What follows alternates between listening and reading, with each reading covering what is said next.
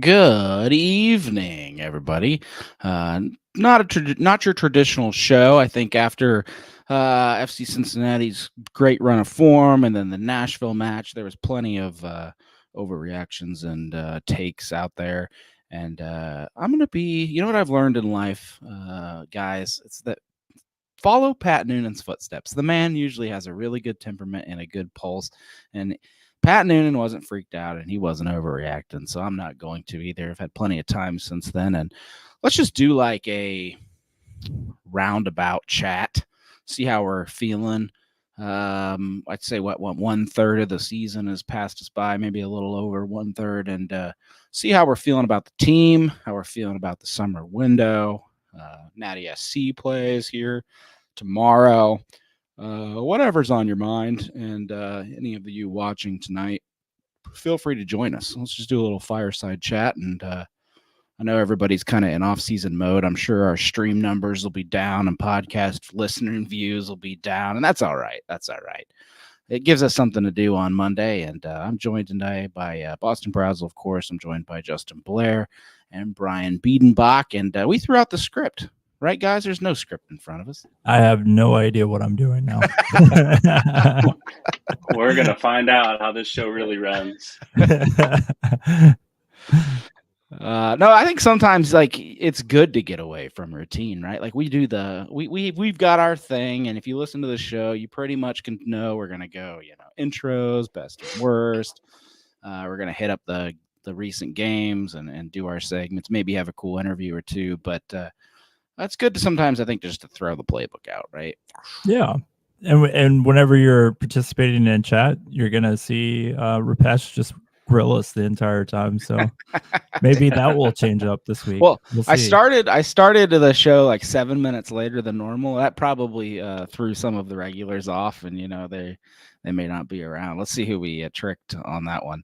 Brian, your setting is like totally different. Where are you, man? Man, I am literally sitting in a closet in an Airbnb in Asheville, North Carolina, on my way to TST and on vacation with my family. So this was the quietest place I could find to set up and try and set up a little bit of something, but it is hot in here. Yeah, you're gonna have to crack that door probably. I might have to.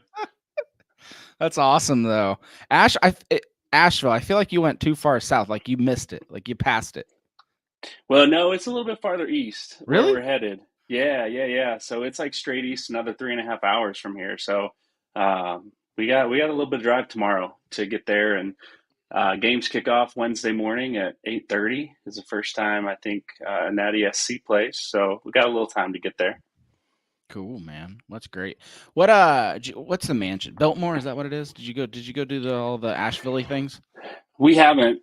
Maybe tomorrow. We got here. We kind of like our vacation kind of blew up on us last week. We were supposed to be spending the whole week with some friends in Charlotte, and they had a death in the family, and so we were coming for TST and kind of had to make other arrangements. So we're making like stops along the way, and we're going to spend a couple days in the Raleigh-Durham area for the tournament. So yeah. No trip is complete when you're driving around that area without going to Ruby Falls. You'll hike like an hour to see like somebody pouring a water bottle down the cliffside. So we've done that. We've done Ruby Falls. Yeah, it's cool once you get there, but man, it's a lot of standing around and waiting for people to pass you. Yep. I used to live in the Carolinas for 4 or 5 years, and I apparently still don't have it down because I don't know the difference between Nashville and Cary. So, yeah, we got a little ways apart. Well, I was in South Carolina, Greenville, South Carolina, and so yeah, I guess I don't have it all down pat. Justin, where are you at? Where are you at? You look like you're in home base. I'm home base, man, down here in the beautiful Union, Kentucky. Just got done push mowing my yard, and the bearings went out, so I literally push mowed the rest of the way. So I'm absolutely beat. Starting to get that humidity. The summer is starting to kick in full effect. This has nothing to do with soccer, but I feel like this whole spring has been like the sky just daring you to try to get your mow in. Yeah, exactly. And that's the problem. Is like I'm surrounded Like we went from like the best yard in the neighborhood to now I'm in this like HOA neighborhood, and like half of my neighbors are retired, so they're out like mowing twice a week. Mine looks like a jungle with, especially in the flower bed. These I'll people. tell you this. We drove from Lexington, Kentucky today to here to Asheville, and we stopped exactly halfway, 2.5 hours from Lexington, 2.5 hours from Asheville, because we found a hike we wanted to do that broke up the drive. We got out, and it was beautiful and sunny until the moment we pulled in the parking lot and the rain hit. And we almost drove away. We waited 4 minutes and it stopped, and we got out and hiked, and it was sunny again. But it was just toying with us down here too. Oh man, I mean that's cool. I'm glad you're on vacation. Glad you're having fun.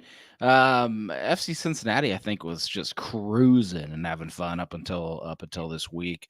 But even still, like, are you really? Here's the question I had after a little bit of just overreaction. You know, I think we're far enough away that everybody's kind of cooled back down. But do you really care? Do you really care that they lost that game? Like, does it matter? Because I don't know.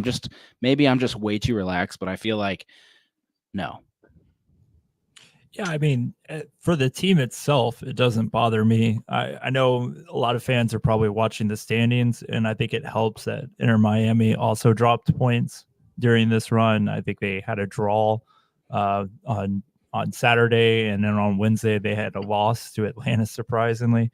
So I think for FC Cincinnati fans, we're not worried as far as standings go, but it is a bit concerning that you're starting to leak goals from your back line. That's not something we're accustomed to. We're accustomed to being able to just kind of squeeze the life out of our opponent. So that is probably the only lingering I'm going to have as we move on to San Jose. Yeah, you can't win them all, right? You'd rather drop early in the season than drop to Nashville late in the season. So, I was a little bummed because we were on the streak, the 7-game win streak. I would have loved to have seen that continue. I was there in the Bailey, and we didn't score a goal. I was waiting for some excitement there. I had some friends from out of town with me that were waiting for a little bit of that. So personally, I was a little sore about it. But did you come to the only 0-goal game of the year? I did. Toronto I did. in this one. Yeah. Yep. we weren't at home. Yeah. Yeah. And had some friends from out of the country actually with me sitting in the Bailey. And so, I think losing early in the season, it's going to happen. I'd rather it happen now than late. Dropping points. I think Miami dropping points, as you mentioned, Justin, was helpful. Softened the blow a little bit, but it was to Nashville. That's never fun. Sure. That is the only thing that stinks about it. But like, also, if Miami, Messi, Suarez, all those people are dropping points alongside us, maybe it's just the week. Like, maybe it's that everybody's looking at that break, that international window, and I don't know. I mean, I don't think I think FC Cincinnati is a pretty disciplined team. So it's not like I think they really were consciously checking out. But it's freaking soccer. We know it. We love it. It's a game full of heartbreak and unpredictability. You can be the best team and completely collapse. I think you're just going to have those. So I'm not too worried about it. There's nothing I saw there that has me completely paralyzed in fear. If anything, Justin, I liked your point. My point to add on to it is, if I had to like search for and try to dig some hidden meaning out of this match, it's that like the set pieces, only because the previous game had them with Toronto, like in that 4-3 barn burner. It's like, what on earth is up with the set pieces?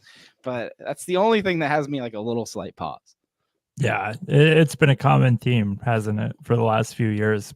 Beside the potential goal of the year last year against Pittsburgh, our set pieces have struggled mightily. So it's something that FC Cincinnati needs to get back to the drawing board on, because defending and attacking, we're really struggling. And I know that we have more specific coaching on that, but for whatever reason, the lapses are there. Like the communication's not there on the back line on that way, and the service is just terrible on the attacking side. I know we try to scout out teams, go near post, but maybe it's time to maybe try out some other options there.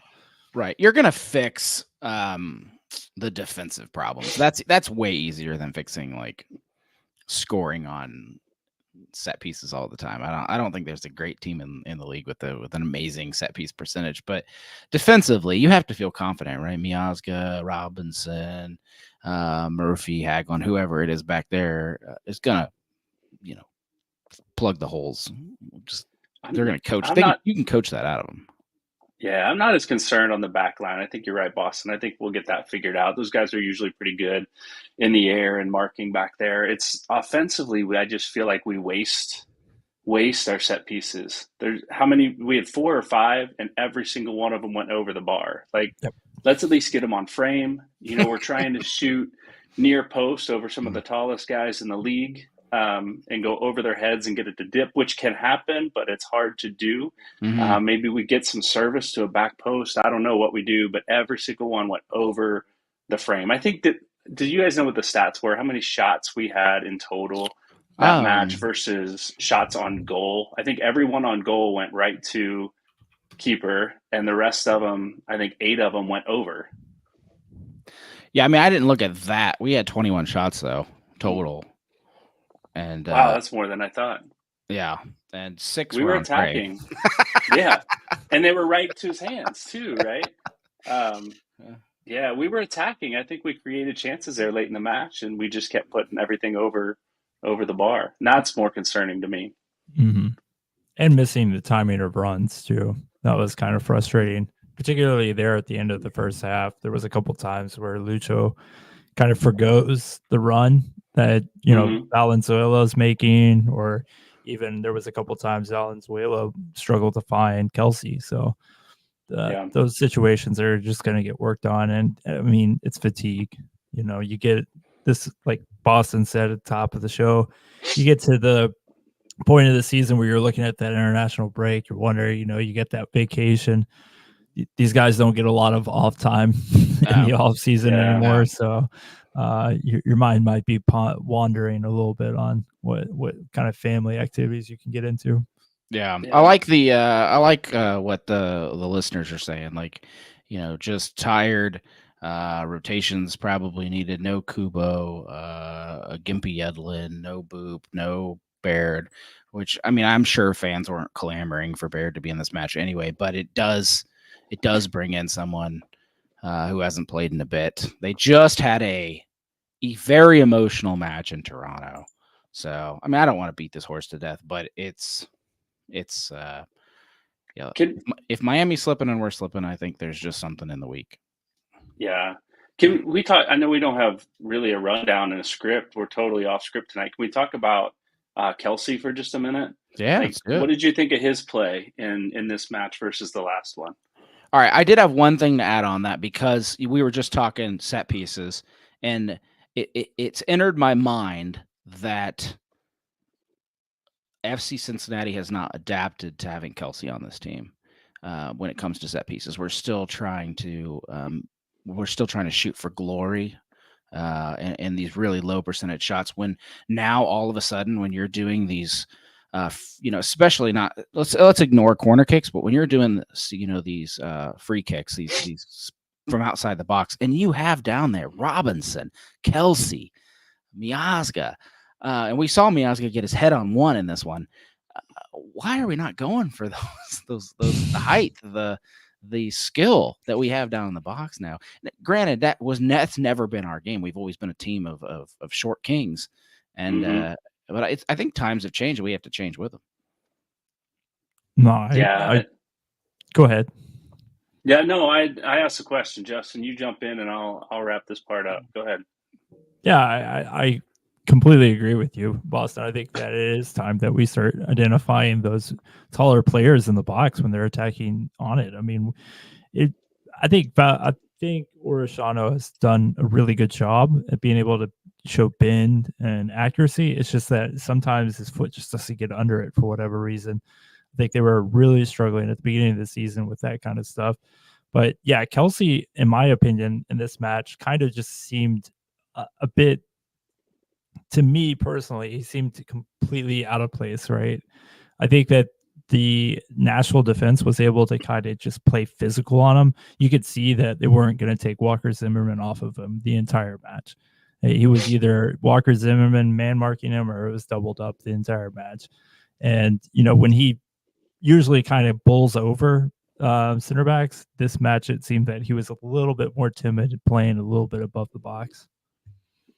Yeah, I think so. My observation was a little different, actually. I think that because I expected Walker Zimmerman to be on him, and maybe he was most of the time, but I felt like Zimmerman came out and defended Acosta more one-on-one. Like he was more worried about him, potentially because Kelsey, I felt like, took himself out of the match. He was man marked by the other center back. I don't remember who that was with Zimmerman back there, but a lot of times Zimmerman stepped up, took the ball, and left Kelsey. Kelsey was beat up and bruised from the Toronto match. He was double teamed and beat up. And I felt like he just played timid and a little shy, potentially because of that in this one. When you have a striker that's 6'4" and you've got the ball, like Orishano or Yedlin or someone on the wing in the corner, and your 6'4" striker's not even in the box, that was a little frustrating to me. See, he's at the top of the D there instead of on the 6-yard box waiting for the cross. I felt like he played a little sluggish and was a little bit out of position this match, more than he had been. Like his first 2 goals came off his head inside the 6, and now he's standing at the top of the 18, not making that run. So I don't know if he was a little too beat up and gun shy from the Toronto match, but I don't know. That was my take on it. I just was curious what you guys thought. Speaking of like things that don't make sense, did any of you pay attention to what happened next to Nashville? Like they played Saturday. Yes. I didn't see that one. They got completely bamboozled by last place New England Revolution. Yep. Oh, I didn't see that. And they got 2 penalty kicks. Mm-hmm. Oh, MLS. What was the final in that one? I was on the road then. What was the final? I know Mukhtar took both penalty kicks. He missed the first one, and he got the second one. And I think the final was here. Let me actually check. 2-1. So that was the only one they scored, was that penalty kick. Oh man. Which also very similar to us. Nashville took 26 shots to New England's 8. Just peppered that goal. Only 5 on target. So it is super. It's almost reverse us playing Nashville. Weird, right? That is strange. That's MLS for you, man. I think it's just really, I mean, you can ask Nick Superlean with his betting lines each week. Yeah. Betting it can be a hard anything but Lucho Acosta seems like a very tough thing to do. Yes. All right, man. So FC Cincinnati potentially have a chance at first place if they win their games in hand, which, it's going to be a while till all the games even back out again. But let's just say, everybody had to stand pat, and FC Cincinnati had to play their next 2 and catch up.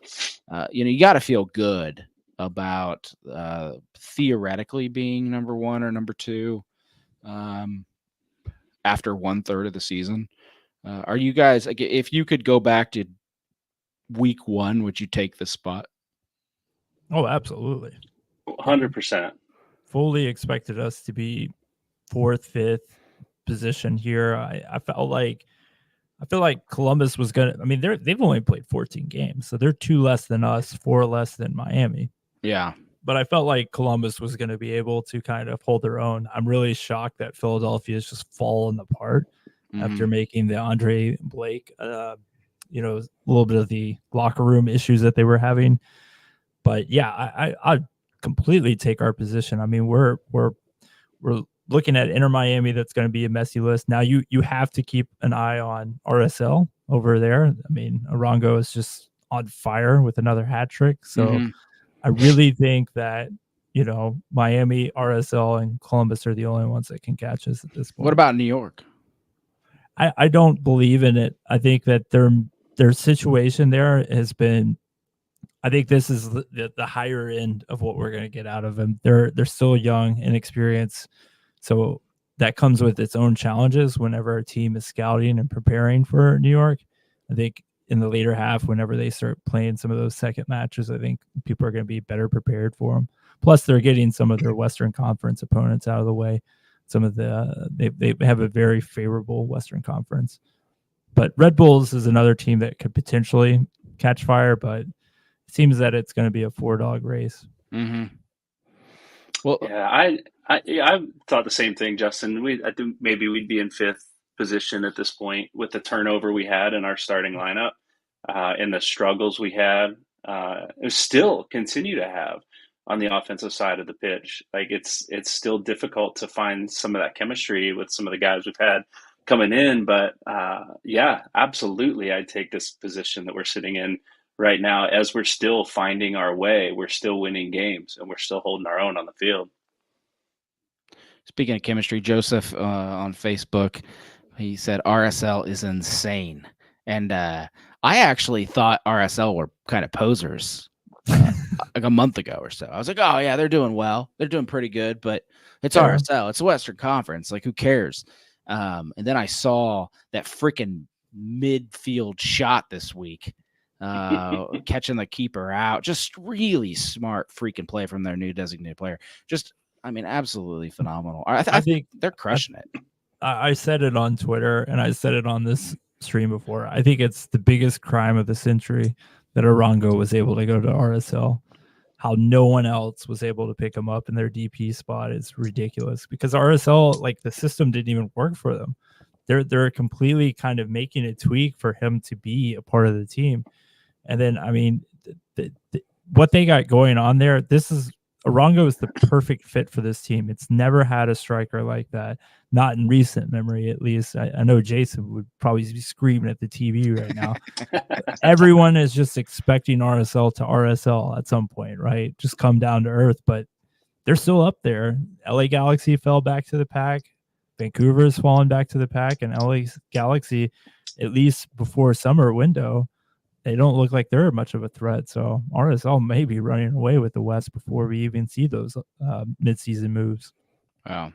I think it's fun, though. The race we have with Miami, those two Miami games, man, are going to be clutch. I know the first one's July 4th weekend, and then the second one's in late August, which is going to be good. That's a good time for, think about it, if we're first and second still, and when we go down to Miami in late August, that's going to be an expensive ticket. Isn't it already? Man, oh man. Yeah, their stadium situation still being in Fort Lauderdale in that smaller stadium is a complete travesty and crime. Like, someone over there's dying just to sell more tickets with those Formula One stands in the corner.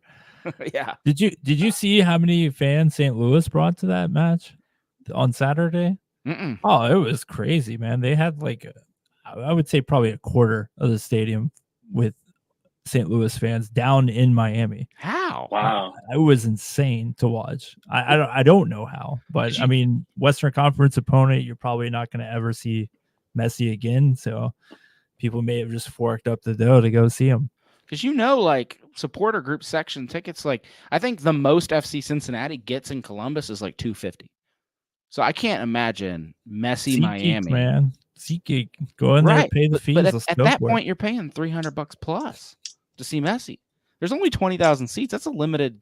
It is a small venue, but then you also like from the home fans, right? Like you get a little bit of the fatigue, right? So you may be more apt to kind of sell off the tickets, because this is now what a year. We're about one full season's worth of games of Messi being in Miami. Yeah, I don't know. I was surprised on that note. I know it was a Wednesday night game, but the lack of Nashville fans in TQL for that last game was, again, it was a Wednesday night. I get it, but a friend of mine looked over, had never been there, and looked across the stadium from the Bailey and said, "Is that all the Nashville fans that are here?" Like he saw a handful of yellow kits. And, there was 12 in the section up top. That was great. Yeah, yeah. I've been kind of paying attention to their fan base on Reddit and Twitter, especially in the week leading up to that match. And I cannot understate how beat down they are.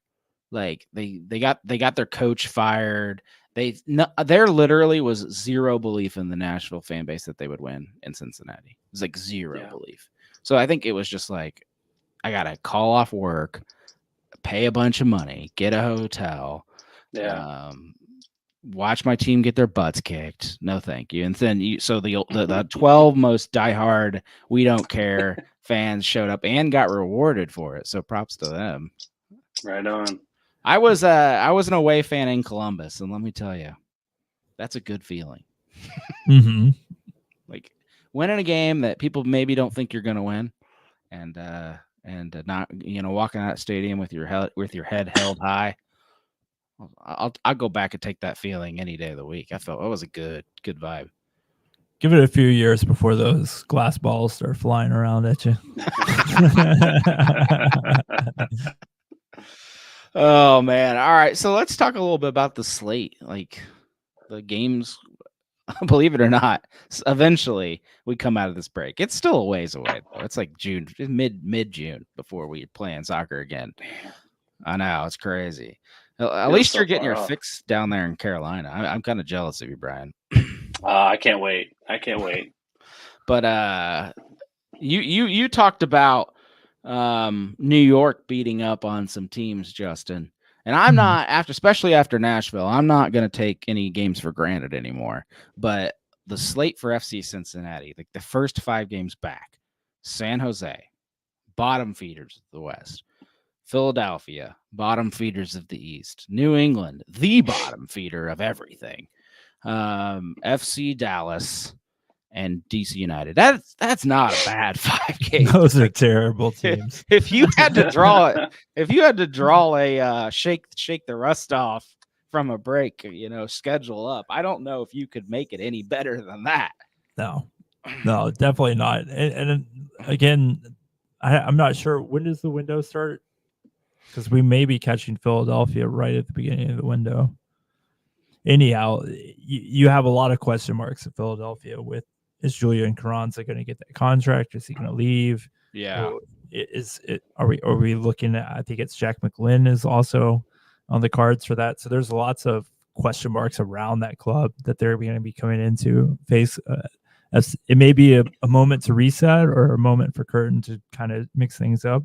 San Jose should be just an absolute doormat to FC Cincinnati. They've lacked any kind of consistency at all. And then when you're looking at a match against FC Dallas has rolled out the exact same strategy every single match for the past 3 seasons, and it's not working. I mean, I'm really shocked that we haven't seen Jesus Ferreira move on. I think he was trying to make a move in the offseason, but that got turned down by the MLS. So, that guy needs to be saved from that club. That club is doing nothing and just like Philadelphia, not capitalizing on that amazing academy they have.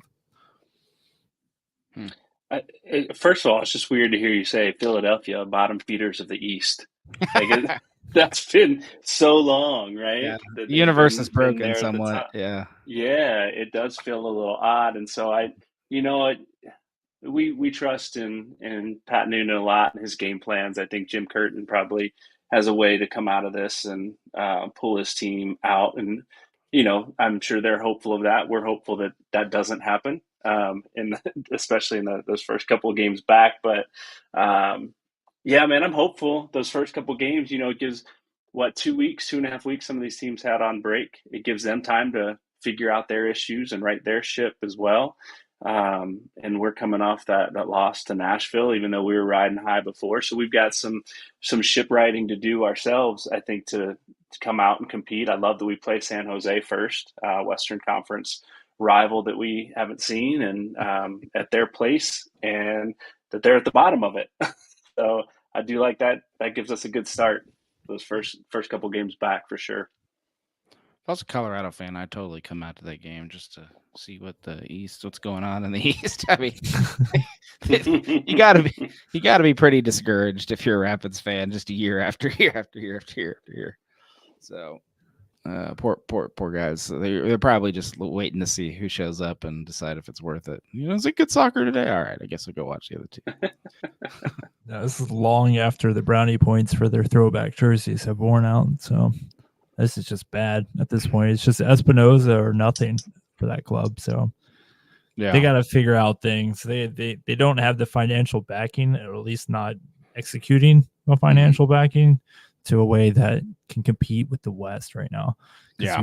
You've seen every team, the perennial mid-table teams have all jumped to the top now.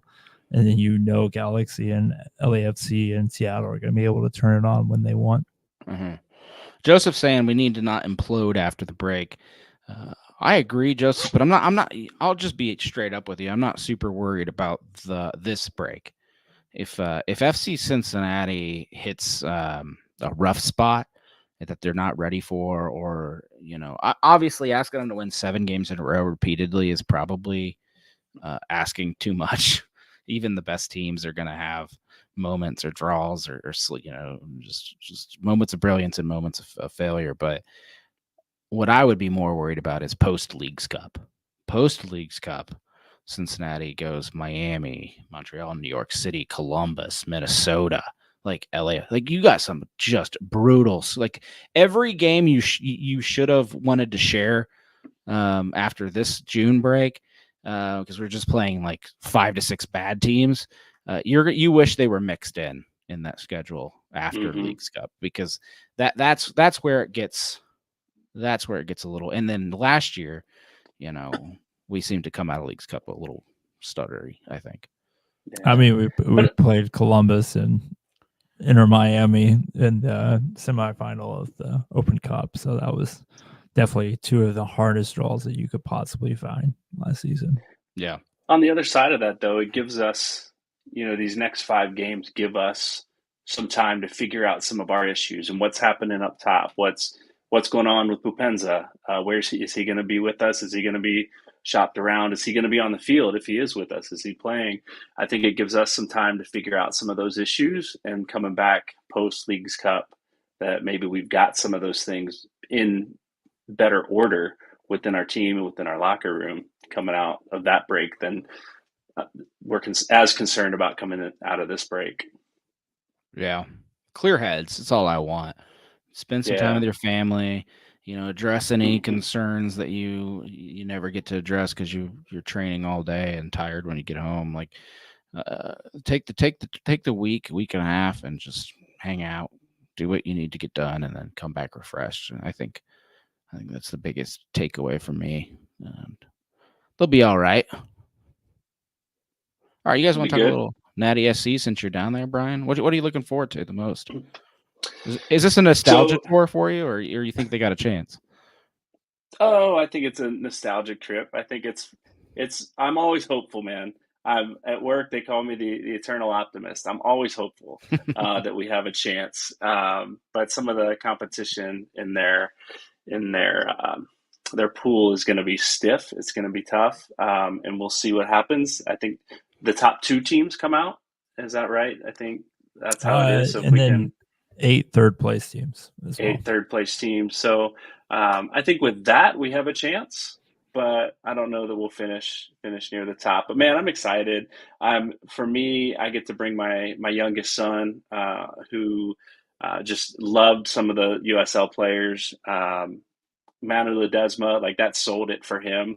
We talked about coming last year and we weren't able to. My daughter was graduating or something and we couldn't, leave her here. But as soon as he heard that Ledesma was playing, he was like, "Dad, can we go?"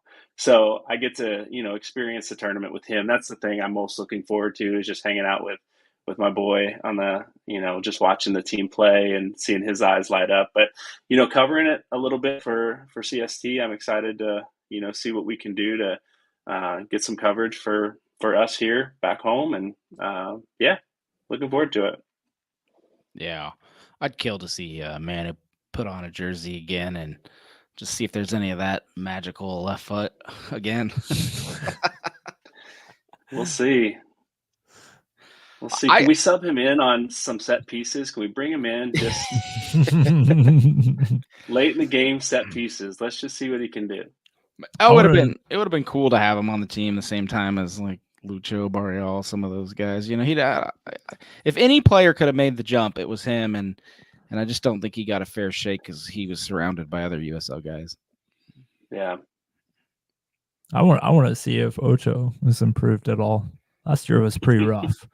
So Yeah. we got to see that trajectory, right? We got to see that investment come through. Right. He's been training, man. He's been posting. He's been training. So Got to lay off the McDonald's every once in a while and cigars. That might help the game a little bit. I just want to see him and, you know, how he lines up against Pat McAfee or JJ Watt, you know, in their pool. Let's see. I think he's the best of the three of them out there. We'll see. Yeah. Oh yeah. I agree. You got like both those guys are kicker, man. Yeah, no, he's a weightlifting. He was a soccer player. He did play, but but he lifts now. I think there's a false sense of I'm in shape. Maybe you're not in soccer shape. You're in gym shape. Yeah, that's true. Those are different things. I'll let you know how it goes. I'll let you know what I see. Yeah, I'm with you though, Justin. He was Ocho Cinco was let me down a little bit last year. I think we would have had a shot, you know, if they would have kept him off the field a little bit longer. So I want to. I mean, Jimmy last year was the star. He went on a tear. He did. Yeah, the goals were there. They were actually in the group.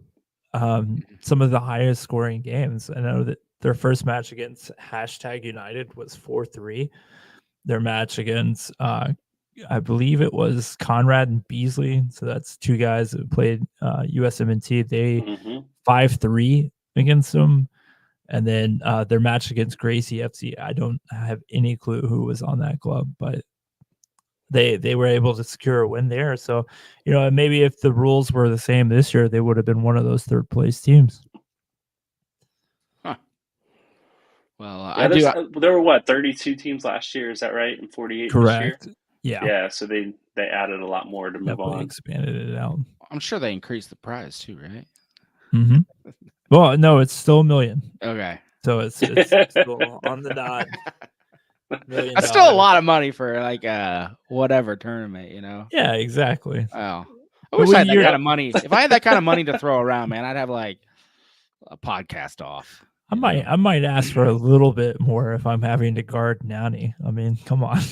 If he's lined up on the other side of me, I need at least a few more bones. Give me like the 20% of that cut. Like the $1 million. I could do a couple things with $1 million. Although once you split it, like I don't know, 10 ways or whatever, it probably doesn't hit as hard. And then you got to pay for the travel and the jerseys and all this stuff back. You know, taxes. Yeah, sponsors. Hopefully, but the guys to say you played against some of the players, though, I think part of that is just the experience. You win the $1 million or not. The experience of playing with some of those guys on the same pitch, right? I think and there's a lot of celebrities out there too that you get to rub shoulders with, right? Yeah, it's a networking thing. It's a legacy thing. It's a lot of fun. Yeah, Brian pretends like he's going to cover this for us, and then he comes back and it's just footage of him talking to Pat McAfee the whole time. Which I think they have the stage set up on the outside of the pitch for the Pat McAfee show. For ESPN. He is. He's broadcasting live, I think, Wednesday afternoon from the tournament. So let's maybe get some of that. Hopefully his takes calm down a little bit. He's got a little bit of heat this week. Yeah, that's one way to do it, right? Get the views, say crazy stuff. We should adopt that tactic, you know, just get all wild on here. I will let you do that, Boston. 7 days a week. That's Weigel's normal job, isn't it? That's what he does it. Here. The agitator. Just be all politically incorrect and have like the supporter groups trashing us, like CST's gone AWOL again. But I bet our views would double. Our views would go up. Nah, we'll just be the same old trusty. Who was it? I was talking to someone this week at the game actually, and they were grilling me. They're like, "Man, you know, you guys have some great shows. I used to really like the main show, but I tell you what, like now I like watching Coach and Justin Hoyt. Like that's my favorite show. No offense, like I was gonna take it personally, and I was like, no, I get it. Like I get it. I said, you know, the reason that this show, the main show, is usually more tame, and it's because I don't want to smart it up, if you know what I mean, which is good because I'm the host and I'm a pretty dumb guy, so Yeah, that's why I'm here.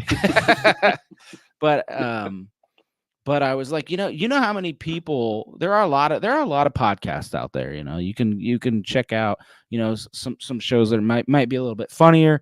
You might find shows that are a little bit more informative. The Coach's show on the CST network is really informative and really detailed and gets in the weeds. I was like, but there's not a whole lot out there for the regular plain Jane FCC fan. You know, maybe the guy that or gal that found the team this year and just heard about it because the club's on fire and they saw like a regular Inquirer article or whatever, and just, hey, you know what, I'll go find a podcast, and we pop up, and then boom, you know, you got to have something there for the regulars. But I get it. If you've been following FC Cincinnati for the last 8 years, and you know, we're talking about something basic on a segment, you know, you're probably like, geez, these guys gonna shut up about Bupenza.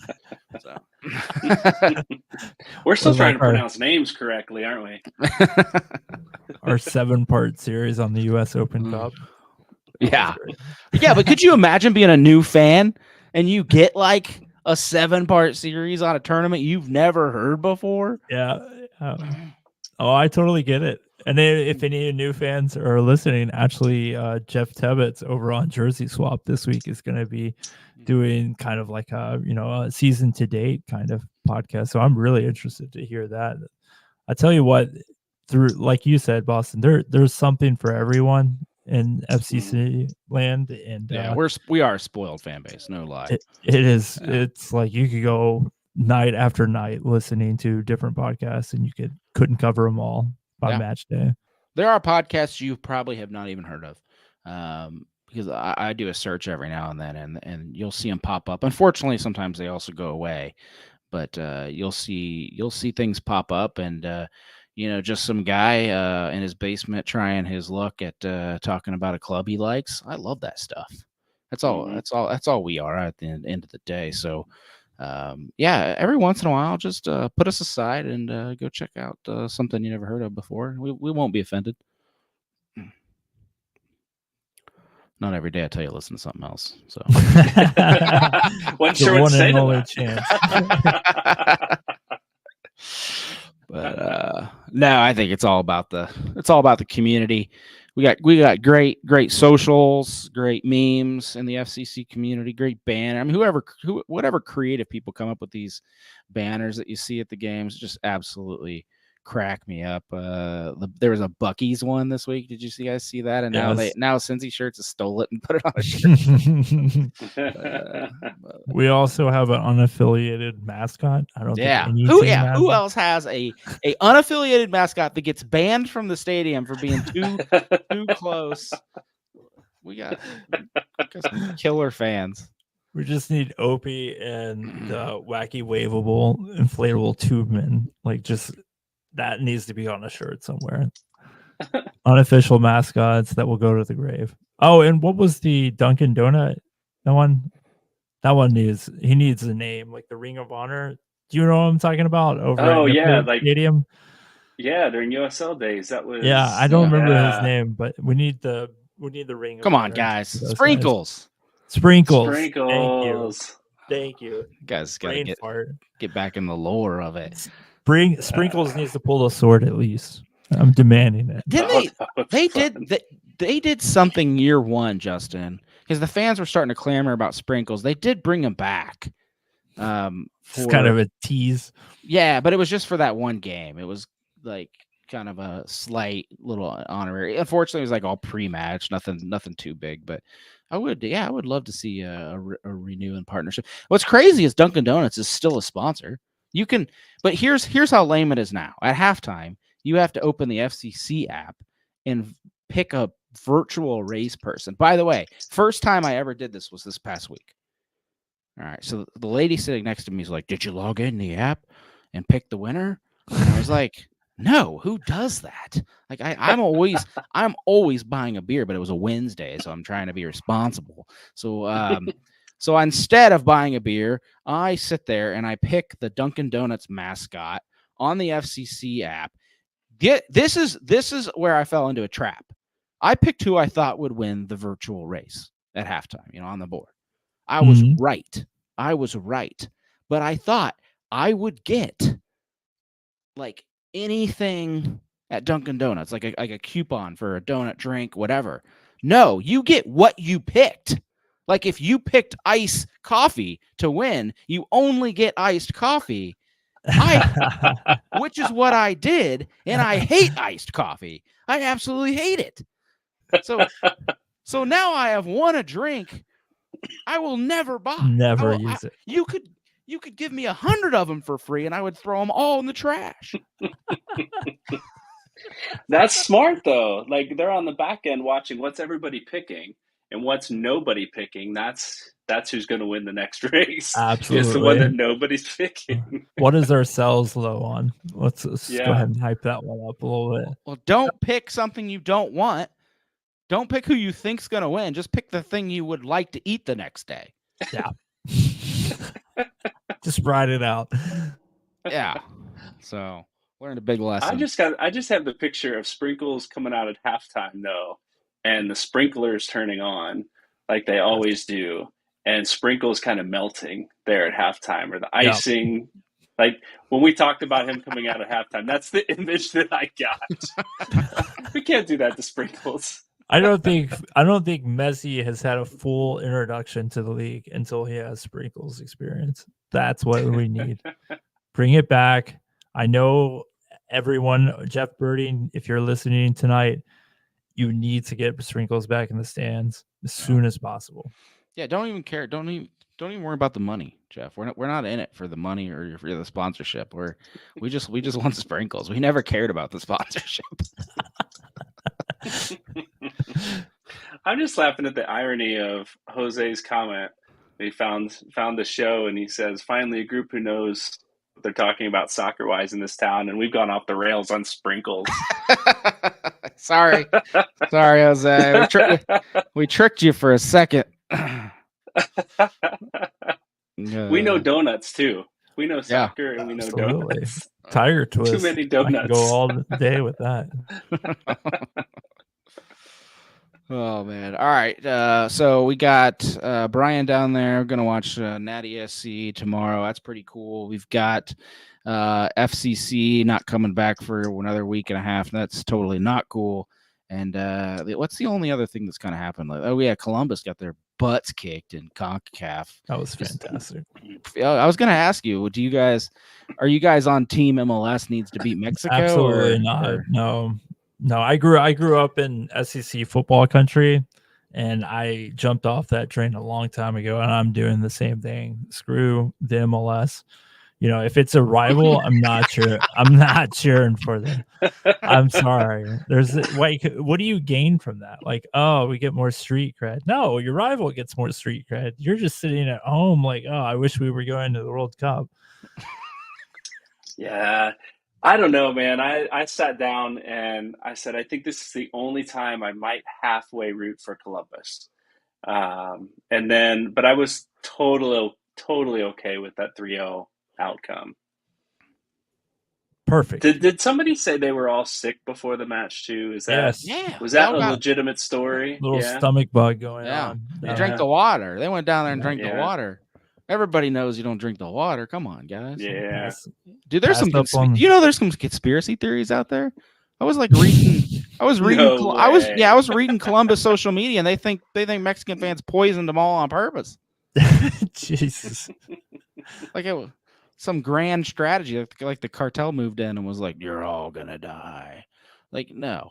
But Pachuca was sitting low on the table, though, weren't they? I could be wrong. That may have been last half season or whatever, but Pachuca was like desperate for some kind of trophy, and then they end up winning the best trophy in continental Columbus is good. They do a good job, but it's a tournament, and expecting to be on fire and on top of your game and never to get sick and never have injuries and just to have a perfect record is tough. I mean, it's really, really tough. They did it in MLS Cup last year. They almost did it again in CONCACAF. I say almost because I don't think they're going to come back from that deficit. But regardless, yeah, sometimes you lose to Nashville 2-0. That's what we learned. Columbus learned it too.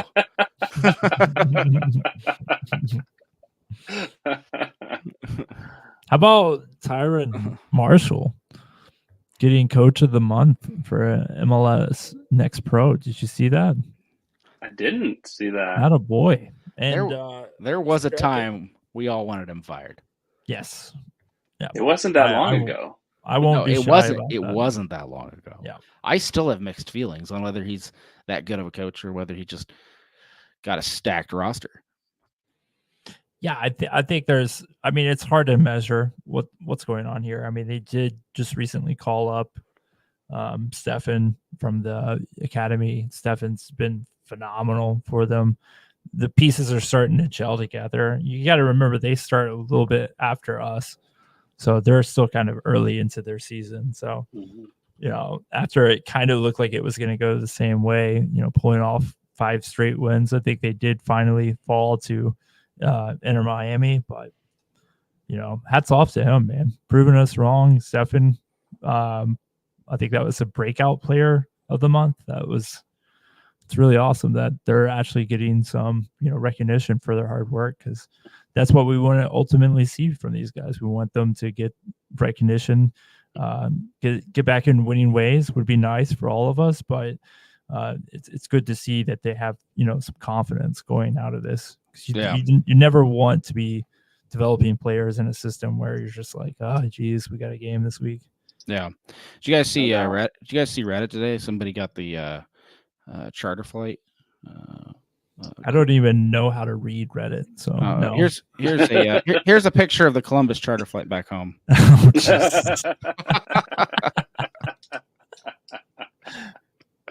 I don't doubt it too. I don't doubt it, man. Yeah, for those of you on the audio podcast, it's just a plane full of toilet seats.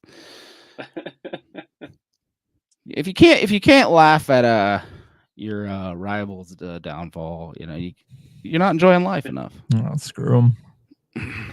I mean, particularly after how last season. I mean, I'm not trying to dig up that, but yeah, screw them. Nashville is not our rival. Columbus is our rival, and I would argue that Red Bulls is becoming one of those teams that get under your crawl too. For sure. For sure. All right, guys. You get anything else to talk about? I said we'd only come on here for a half hour because I thought we'd run out of steam. Foolish. It's been 53 months. When you bring up sprinkles, it's going to go longer than that. I will quickly mention that no, it hit the Twitter or X waves or whatever you want to call that, but it looks like Harris Medunian is hanging up his boots, and I'd like to just a little tip of the cap to him, because that was his leadership was great, phenomenal for this team. It was really instrumental for being another voice in that locker room when there weren't a lot of voices for Pat Noonan and company. And enjoy your retirement, bub.